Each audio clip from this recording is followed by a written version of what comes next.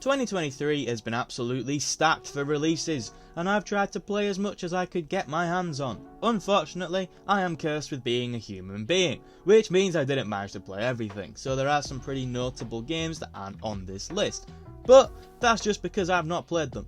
Before we start, I just want to let you guys know that next week I'll be uploading a video where I rank every single game I played in 2023, regardless of release date. There's over 50 games there, so make sure to subscribe to make sure you don't miss that. But anyway, let's start things off with the worst game released in 2023 that I played. Fun fact, in this video I'm doing next week on all the games I played in 2023, Redfall isn't actually last. There are 2 games I played this year that I actually think are worse than this. With that being said, this thing absolutely stank. I played this game in co-op with a friend around release, and that did actually provide enough enjoyment for me. But goddamn, this game's just not good. Even bugs aside, it's just fundamentally not a good game. The bones here aren't even good enough to make it good someday. The world is dull, the combat is simple, and the story barely exists. This game simply shouldn't exist. The only saving grace I'll give it is in co-op. It does provide a good laugh, but I think they need to just let this one die out. Honestly, Redfall was the only 2023 game I played that I actually thought was bad. Everything else I think at least has value, and that's where we're at with After Us. How does a 3D platformer with janky platforming work? The answer for me is creativity. There's a lot of ideas here that I appreciate. The game serves as a sort of anthology through issues humans are inflicting upon the planet. Each level details a new issue and features a fresh gameplay mechanic to centre that level around. It's interesting seeing this creativity being expressed, with things such as rooting through garbage to find your way or dodging harpoons underwater. Even though I thought the ideas weren't followed up upon well enough, the core gameplay is far too janky given how much of it you have to do, but I still think this game has value if you're interested in its premise and you appreciate the creativity that's on show. Still, on a sale, I do think that there's good times to be had with this, but full price I don't think it's worthwhile. I feel as though Jusant being this slowed down is more just a limitation of what it is rather than it doing anything particularly wrong. There's no major flaw with Jusant, there's just not a lot going on. The entire game is climbing, and it's a good climbing game. The mechanics are fleshed out enough to the point where it doesn't become overly tedious. Each chapter brings a new mechanic in some way or another to keep things feeling fresh. The only real negative I have is that it's sometimes not clear where you're supposed to go, which for a game where the answer is more often than not some form of upwards, is a little bit of a problem. I do like how it's the right trigger for your right arm, the left trigger for your left arm. It makes it feel like you're more involved in the experience rather than just climbing like you would in any other game. But it's a nice, chill, calming game. It's not special, but if it looks appealing then you'd enjoy it. It's exactly what it looks like. The only reason humanity is this low down is just because puzzle games just aren't really my genre. With that said, I actually did enjoy this. Your goal is to guide a bunch of people from one place to another.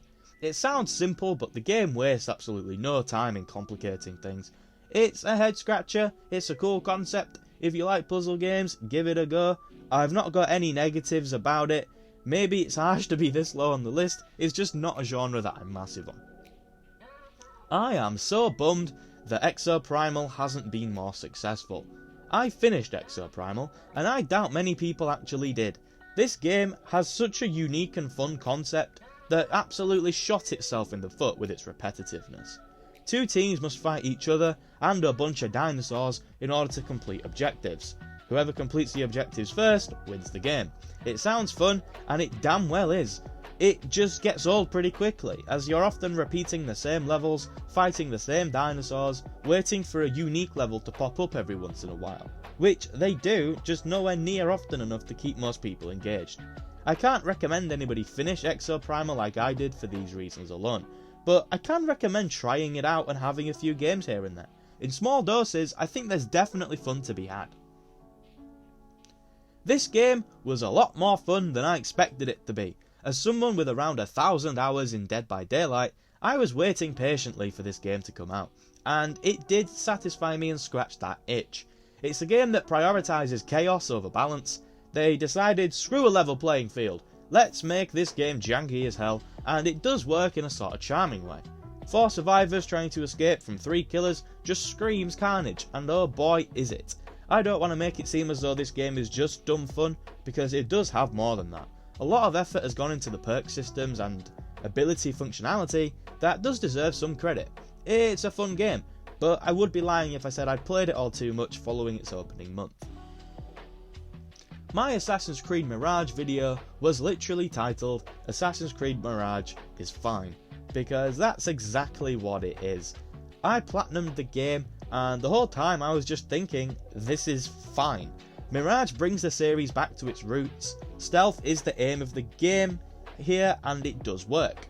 Its gameplay is fun and it's a good time. However, it doesn't innovate on any of these old school mechanics in any meaningful way, meaning it feels as though you're playing a nicer looking game from 2010. I enjoyed it, and if you want old Assassin's Creed, you'll probably enjoy it too, but I can't put it any higher as there's some really good titles ahead of this one. Final Fantasy XVI was one of my most anticipated games for 2023, and whilst it is still here and it's not too low down, I can't help but feel a little disappointed that it's not higher. This game has a lot going for it. The combat is brilliant. I loved it. There's just not enough space on the ability wheel for all the cool options you have. It has a brilliant moment-to-moment gameplay loop. It's fun. Combining abilities is just awesome. It's got utterly phenomenal boss battles that shine in both spectacle and execution. It's got a lot going for it, as I said. However, this game has absolutely terrible pacing that a lot of people seem to excuse for some reason as world building, which isn't a good enough excuse. You can have world building whilst also not destroying the pacing of your game. After each high octane moment, the game grinds to a halt and gives you mandatory fetch quests. This isn't good enough, I'm afraid, and the story, whilst it is interesting, especially in its early hours, becomes way too convoluted for its own good. The stuff there throughout the middle to late sections is still quality, but it gets overly complicated and I really don't feel like it needed to be. It had a good premise going for it anyway.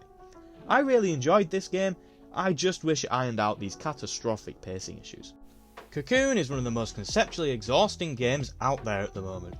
You play as a little cricket bug grasshopper thing and carry worlds around to solve puzzles, except you can also go into these worlds to solve more puzzles, with some puzzles even requiring you to bring other worlds into a different world so you can complete the puzzle.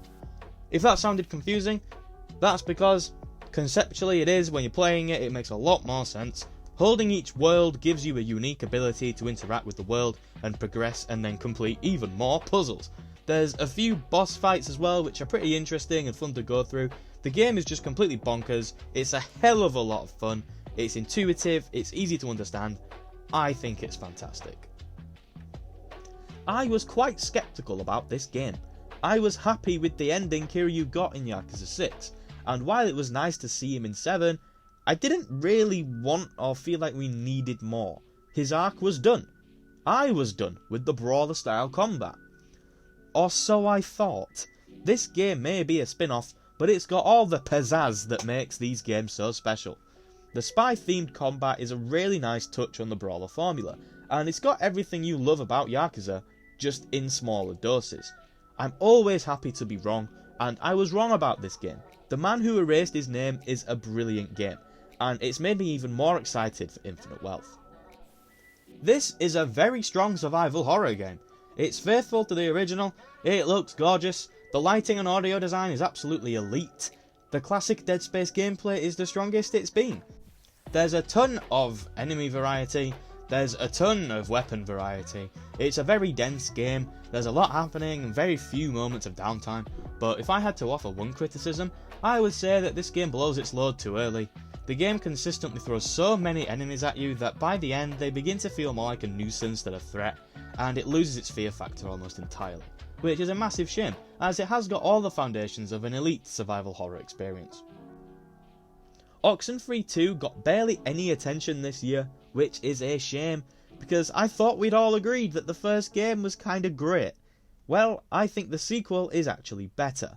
The narrative hinges around Riley and Jacob's relationship, as they try to solve a problem that's causing catastrophic issues for the area. It also links fantastically into the original game. You can play this one first, but you'll get a hell of a lot more out of it if you play the first game beforehand. The absurdist elements are also strong.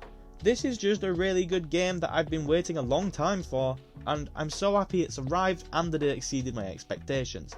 The gameplay mostly consists of walking around the island and talking, so it won't be for everybody, but if you like that sort of thing, and you like deep emotional stories with strong themes, then I really can't see why you wouldn't like Oxenfree too.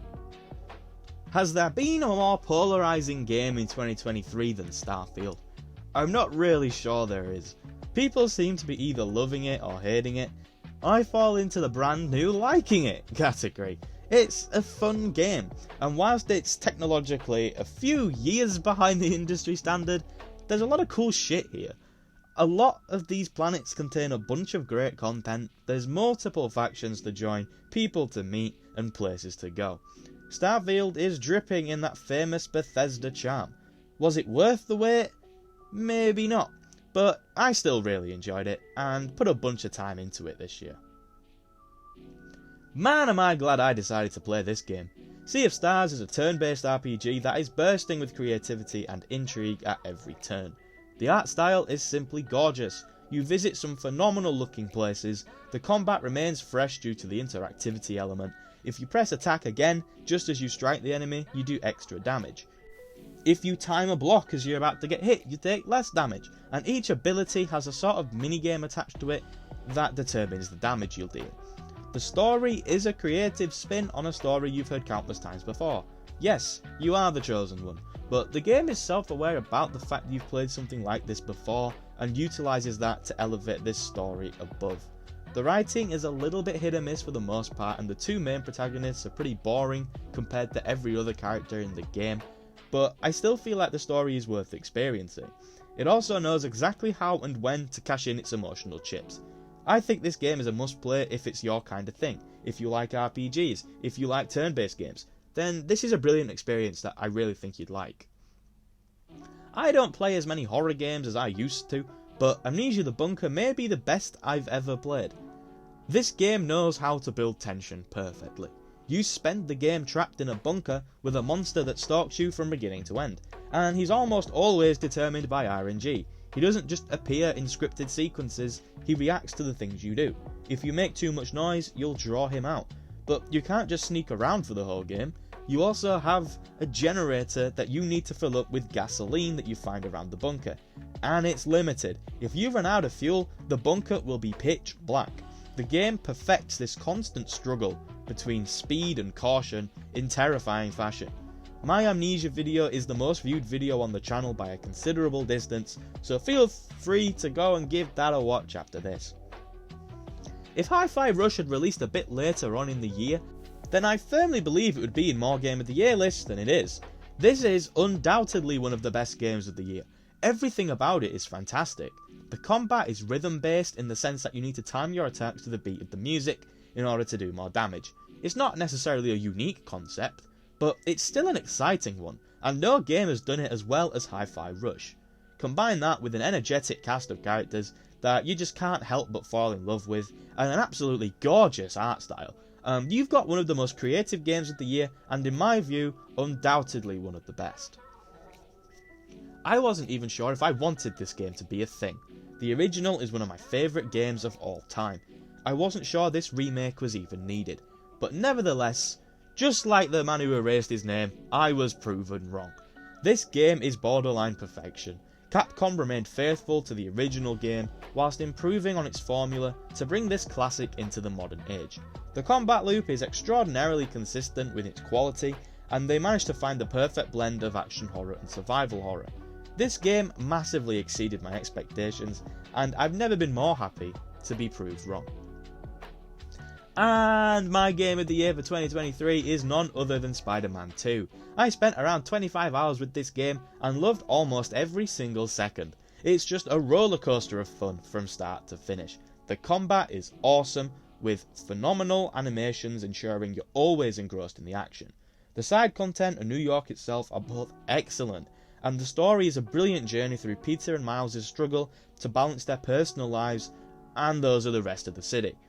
I can only base my game of the year on what I played, and the game I had the most fun with this year was Spider-Man 2. So that was my list of every 2023 game I've played so far this year. Yes, Baldur's Gate 3 isn't here. I haven't managed to play it. It's really long. I'm planning on playing it sometime next year, but I haven't got around to it this time. I am sorry.